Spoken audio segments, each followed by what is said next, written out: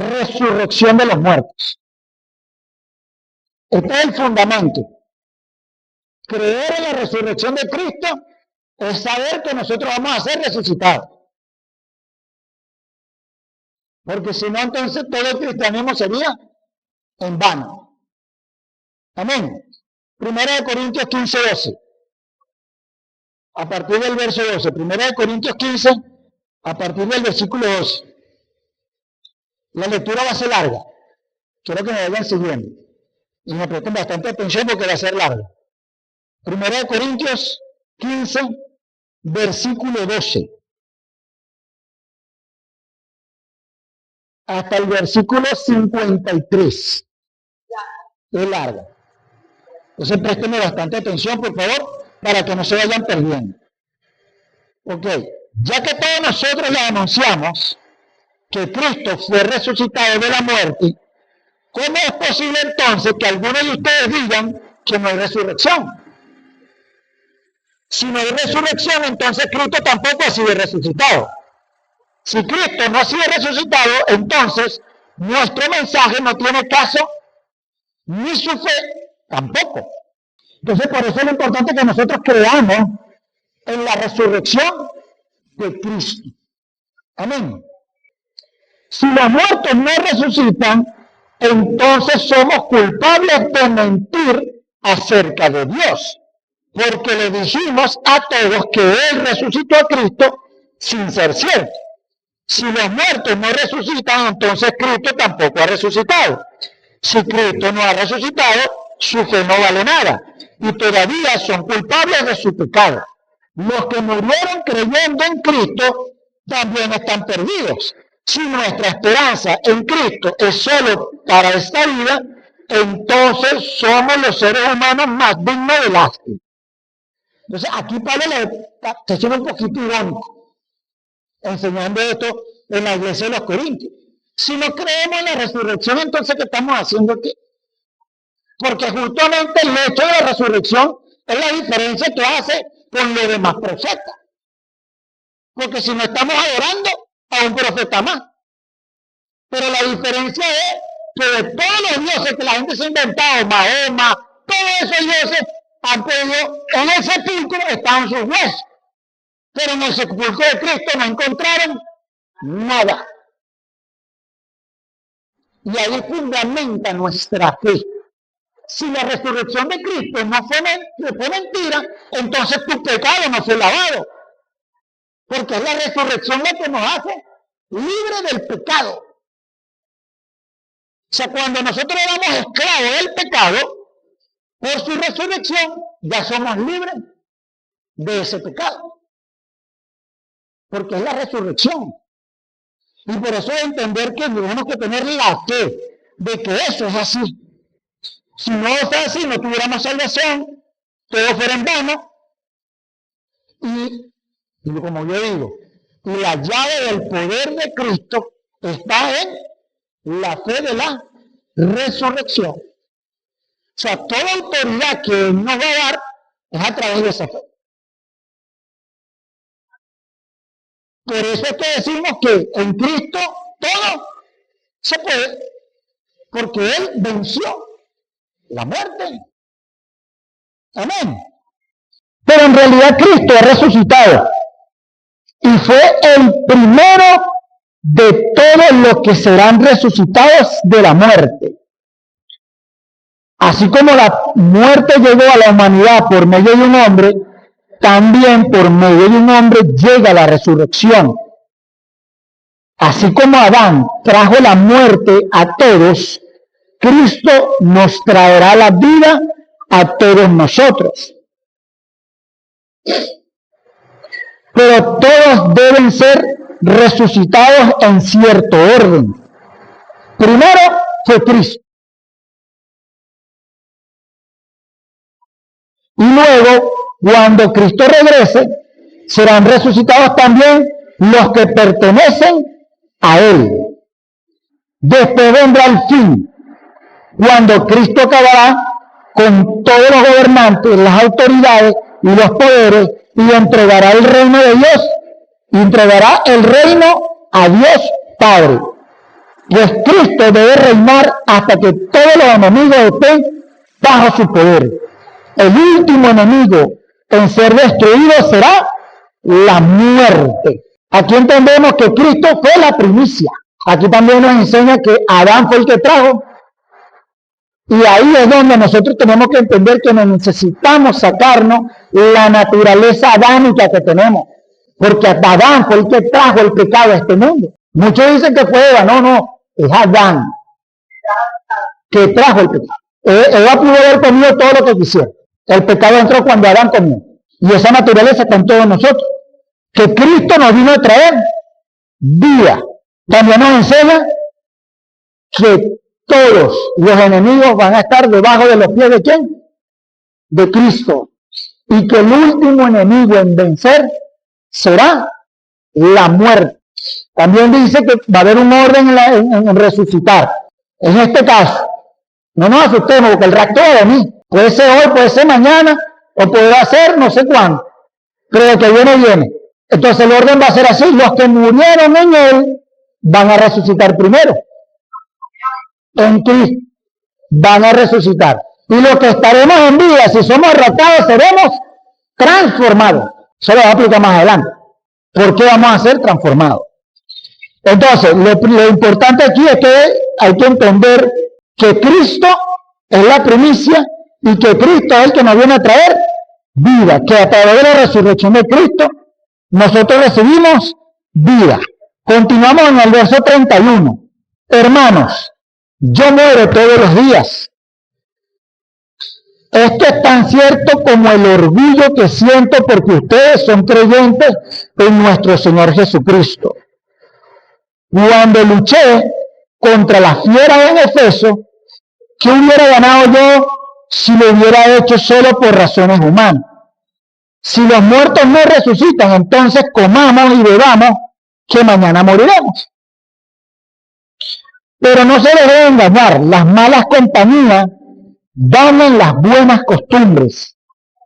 Reaccionen, entren en razón y salgan del pecado, pues yo sé que algunos de ustedes no conocen a Dios y digo esto para que les dé vergüenza. ¿Qué está diciendo Pablo? Que él muere todos los días. Para poder resucitar necesitamos morir. Y aquí Pablo no está hablando de la muerte natural, sino de la muerte a su ego, a su yo, a su orgullo, a esas bajas pasiones. Por eso él dice, bueno, pero si entonces se llamó, dice aquí, pero si va a engañar la mala, pues yo sé que algunos de ustedes no, aquí. Si los muertos no resucitan, entonces comamos y bebamos. Eso está refiriendo. Si ustedes entonces no creen que los muertos van a resucitar, entonces entreguenos a las bajas pasiones de nosotros, porque estamos perdiendo tiempo. Por eso es importante que nosotros todos los días entendamos que necesitamos morir. Morir a ese momento que le quiero armar un brollo, morir a esa tentación que tengo de echarme de 4 cervezas. Morir a muchas cosas tenemos que morir para poder resucitar en Cristo. Amén. ¿Y cómo va a ser el cuerpo cuando nos resucitemos? Eso siempre es una pregunta. Y yo le digo a mi esposa, quédate tranquilo, quédate tranquila. Que el cuerpo va a ser perfecto, no va a tener violencia, va a ser un cuerpo espectacular. No significa que por eso tratemos mal al cuerpo en vida. Porque muchos cristianos se excusan, ¿verdad?, en su apariencia actual, en su parte de salud, que son hipertensos, que tienen problemas de colesterol, porque dicen, bueno, pero aquí yo voy a resucitar con un cuerpo perfecto. No es excusa, porque somos templo y morada del Espíritu Santo, por lo tanto tenemos que tratar bien a nuestro cuerpo. Aunque vayamos a tener un nuevo cuerpo, no significa que no tratemos bien a este cuerpo. Vámonos al verso 42 del mismo 15 de la primera de Corintios 15. Así será la resurrección de los muertos. El cuerpo que se pone en la tierra se pudre, Pero el cuerpo que es resucitado nunca se pudre. El cuerpo que se entierra no tiene honor, pero el que resucita es glorioso. El cuerpo que se entierra es débil, pero el que resucita es fuerte. Lo que se entierra es el cuerpo físico, pero lo que resucita es el cuerpo espiritual. Pues así como hay cuerpos físicos, también hay cuerpos espirituales. Así está escrito: el primer hombre, Adán, se convirtió en ser vivo, porque Adán era espíritu. Adán era espíritu, por eso tenía todas las características de Dios. Por eso podía tenerlas todas, porque era espíritu. Y en el momento que peca se hace físico. Y viene el castigo, que es la muerte. El primer hombre viene del polvo de la tierra, en cambio, el segundo hombre viene del cielo. Aquí está hablando de Cristo. Los que pertenecen a la tierra son como el hombre que viene del polvo de la tierra. Pero los que pertenecen al cielo son como el que viene del cielo. Ahora somos como el hombre que viene del polvo de la tierra. Pero luego seremos como el hombre que viene del cielo. Les digo esto, hermanos: nuestro cuerpo de carne y hueso no puede tener parte en el reino de Dios. Pues lo que se pudre no puede ser parte de lo que nunca se pudre. Pero escuchen este secreto: no todos moriremos, pero todos seremos transformados. En un abrir y cerrar de ojos seremos transformados. Esto sucederá al toque final de la trompeta, pues la trompeta va a sonar y los muertos serán resucitados con un cuerpo que nunca se pudre y todos seremos transformados. Y por eso yo les hacía el aclaratorio: algunos van a ser resucitados en un cuerpo espiritual y otros que estamos en el cuerpo físico y estamos en la tierra y vino el rato y Dios nos reconoce, seremos transformados del cuerpo físico a un cuerpo espiritual. Lo que se siembra con corrupción se va a resucitar incorruptible. Lo que se siembra en deshonra se va a resucitar en gloria. Lo que se siembra en debilidad se resucitará con poder. Si se siembra un cuerpo animal, habla de este cuerpo, se va a resucitar un cuerpo espiritual. Amén. Segunda de Corintios 5, verso 1, versículo 1. Sabemos que Dios nos tiene preparado un templo construido en el cielo, para cuando nuestra carta en este mundo sea destruida. Esa casa durará para siempre, porque no ha sido construida por manos humanas. Nos quejamos mientras vivimos en este cuerpo, pues quisiéramos que Dios nos vistiera con nuestro cuerpo celestial. Aquí les estaba dando Pablo que nosotros vamos a resucitar con un cuerpo celestial. Por eso yo le digo a mi esposa: tranquila, mi amor, tú vas a tener un cuerpo celestial. Celestial. Un cuerpo inmortal, que no se pudre, que no se contamina. Un cuerpo yo siempre he dicho que un cuerpo perfecto. Y no se habla de una mala apariencia física. Aunque sí debe ser. Porque Dios hace las cosas hermosas, bellas. Eso es lo que dice Génesis. Él dice: él vio todas las cosas y todas las cosas eran buenas. Vámonos a Juan, capítulo 5, versículo 28. No se sorprendan por esto, porque llegará también el momento en que los muertos que están en los sepulcros van a escuchar la voz del Hijo del Hombre y saldrán de sus sepulcros. Los que hicieron el bien se levantarán para vivir para siempre, pero los que hicieron el mal se levantarán para ser condenados. ¿Los que hicieron qué? El bien. Son los que van a resucitar para vivir para siempre. Y es lo importante, mire, dice la palabra, sin santidad es imposible conocer a Dios. Y es el llamado que nos da Dios a través de este versículo de vivir en santidad, de que todos los días podamos morir para acercarnos cada vez más a Dios. La santidad es la que nos va a llevar a poder tener esa resurrección para vivir para siempre. Para vivir para siempre. Nadie va a ver a Dios si no tiene santidad. Y con esto finalizo.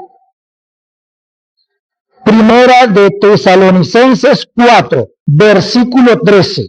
Hermanos, queremos que sepan lo que va a suceder con los muertos, para que no estén tristes como los demás, que no tienen esperanza. Creemos que Jesús murió y resucitó, y de igual manera, Dios hará que todos aquellos que murieron y que creían en Jesús resuciten para estar con Él. Lo que anunciamos ahora es un mensaje del Señor. Los que estemos vivos, cuando regrese el Señor, nos iremos con Él. Pero los que ya hayan muerto, irán antes de los que están vivos. El Señor mismo vendrá de los cielos. En ese momento dará su orden con voz de mando, de arcángel. Sonará la trompeta de Dios, y los que hayan muerto en Cristo resucitarán primero. Luego nosotros, los que estemos vivos, en este momento subiremos a las nubes con los resucitados para encontrarnos con el Señor en el aire, y así estaremos con el Señor para siempre. Amén. La muerte no es el fin. La muerte es el proceso de siembra para una cosecha eterna. Por eso es lo importante de que nosotros podamos morir en nosotros, aquí en lo terrenal, antes de tener una muerte de verdad terrenal y no nos dé tiempo de podernos arrepentir.